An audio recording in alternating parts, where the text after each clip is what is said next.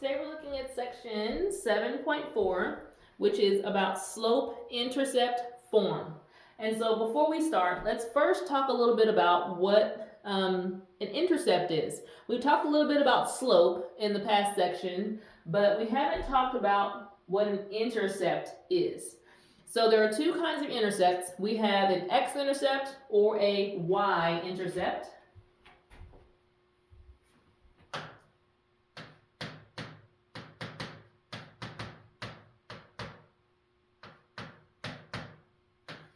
And an x-intercept is the place where the graph crosses the x-axis. So here's our x-axis, it goes left to right.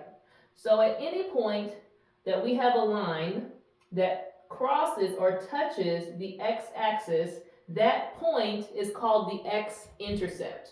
Okay? So it is the point where the line crosses the x-axis.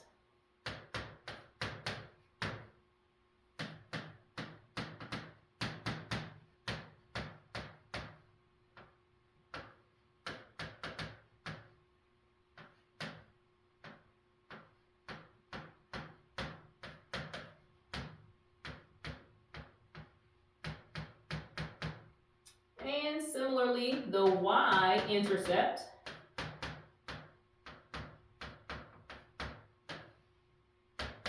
is the point where a line would cross the y-axis. So at any point that you have a line and it touches the y-axis, that is the y-intercept.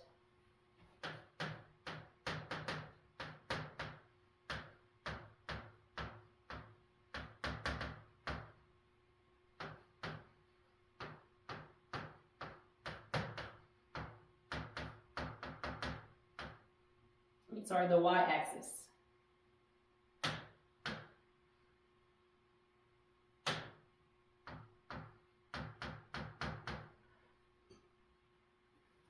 Now when we write this point where a line crosses the x or y axis, we need to write it as an ordered pair.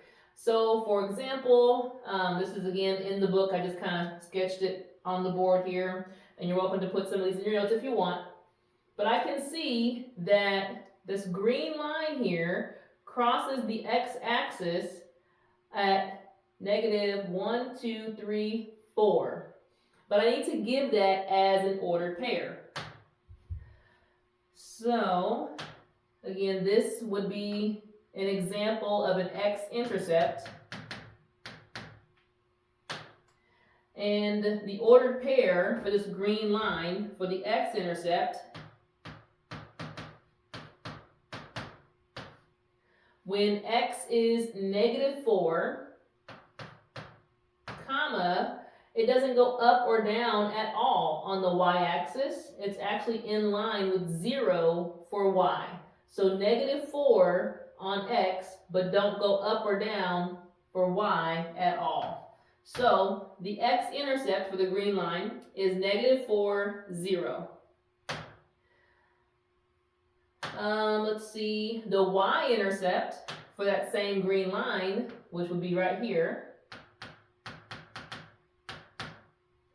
And we can see x, you don't go left or right at all. It's like right in line with 0 for x, but it's 1, 2, 3, 4, 5, 6 on the y-axis. So the y-intercept for the green line, when x is 0, y is 6. Okay? So let's look at the purple line. Well, the purple line has an x-intercept. It crosses the x-axis right in the middle at 0. Not only is it 0 for x, it's also the 0 for y. So for the purple line, both the x and y-intercept are the same.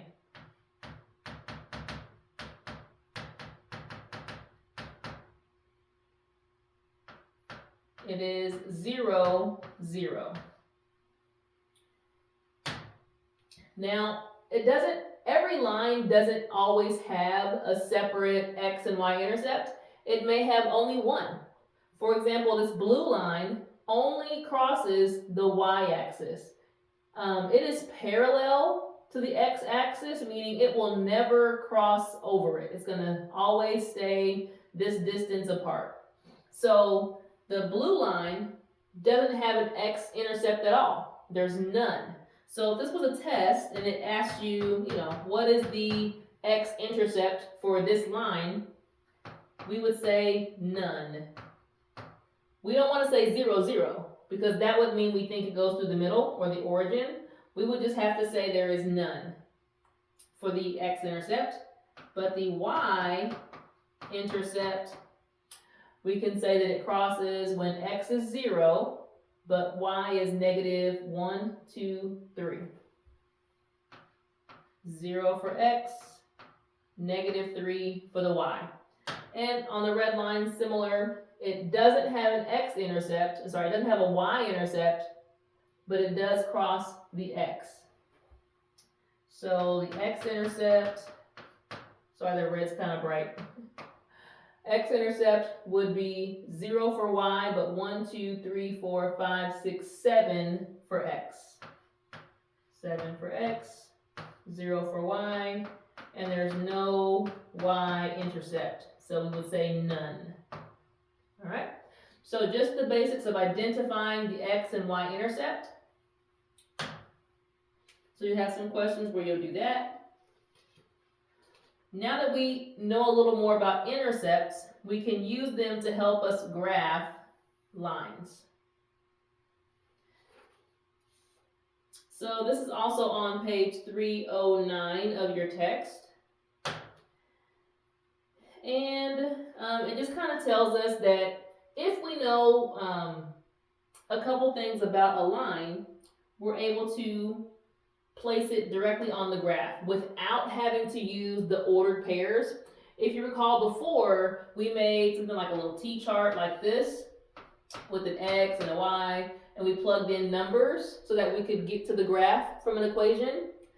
If we have a very specific kind of equation, we don't have to do this, okay?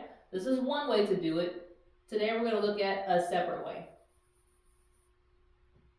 And that is with the slope-intercept form of an equation.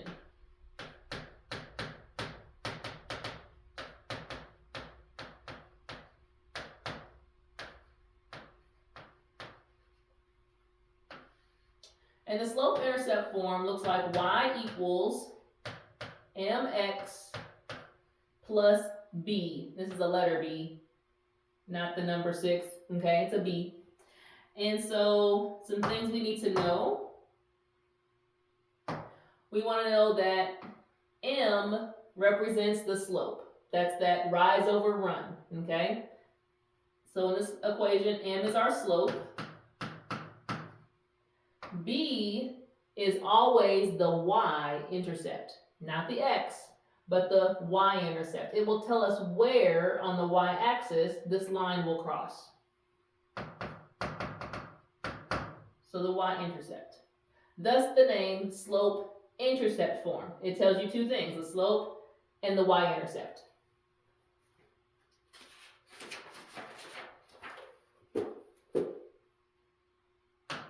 All right, so then example 7.4a.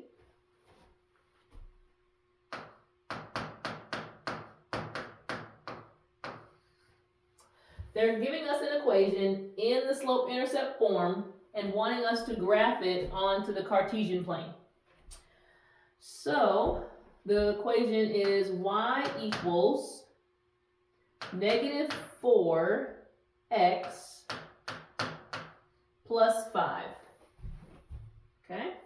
So what we're going to do, we're going to always start with the y-intercept. And that y-intercept, the sign will tell you if it's a positive or negative. So it's not always plus, it could be minus. So in this case, we see it's a positive 5. So I'm going to locate positive 5 on the y-axis. 1, 2, 3, 4, 5. And I'm going to put that first point. From there, I'm going to use my slope, okay? The value next to x is always your slope. So my slope here says negative 4. but we remember that we use two values for slope. So we're going to put it over 1 and say that we know the rise is -4, the run is a +1. So from this point, that y-intercept, we're going to go down 4 because the rise is a negative number, so we're going to go down 1, 2, 3, 4, and then +1 means go to the right 1 space.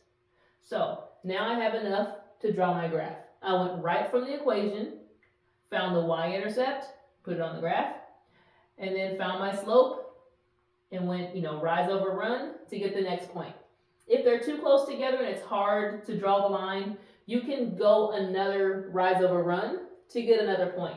So I can start from this point and go again down 1, 2, 3, 4 over 1. And now I have a few points to help me line up my ruler. Okay, so then you'll use your ruler as neatly as you can to draw a line that goes through at least 2 of those points. At least 2 points. Okay, so here's our equation, graphed. And the last thing they may ask you to do would be to go the opposite direction. That if they started with this graph, could we go to the equation? In this case, we're going to go kind of the opposite.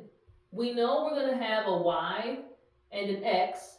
We just need to figure out what the slope is and what the y-intercept is. And so on this graph that we just did, I would find my y-intercept, okay? And I would go, okay, it's a 1, 2, 3, 4, 5. So 5 is going to go in where this B was. And then I would go from one point to another point. Now, sometimes the graphs will actually have the dots on there. Sometimes they're not.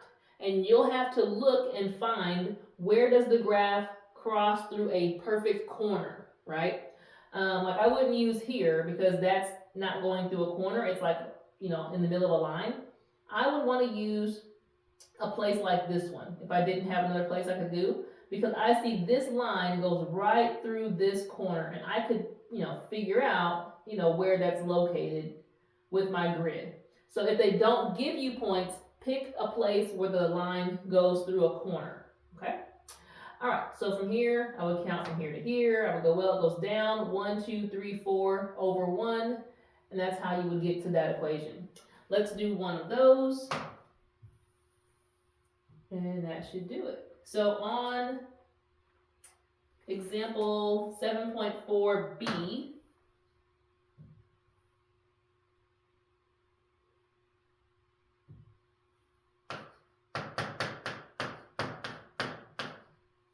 starting with the grid and with a graph.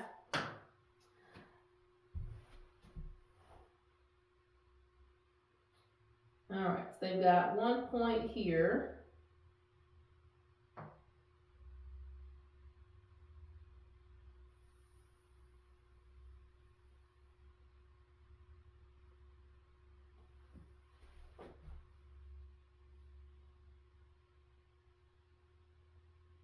And it looks like that line kind of goes right here. Oops.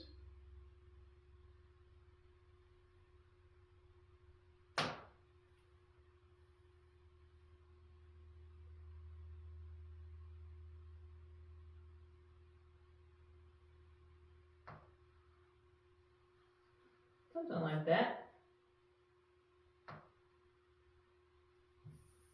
Okay, and we are given this point. We can see this point on the graph. All right, my line didn't quite go through it, but right there. And then we have to use our eyes to kind of figure out where does this line go through a corner. So I kind of see a corner here. I see another one where it goes through a corner up here. Doesn't matter which one you choose, just have to choose at least one. So we know the y-intercept. So we know it's going to be, y equals mx plus b. We're going to put negative 1, 2, 3 would be for the y-intercept. So instead of b, we're using negative 3. The x is still there. I just need the slope. So I want to figure out from here to maybe here, okay, that if I drew it the right way, okay, that it goes, looks like down 1 and over 2, okay? So down 1 over 2 would be a negative 1/2.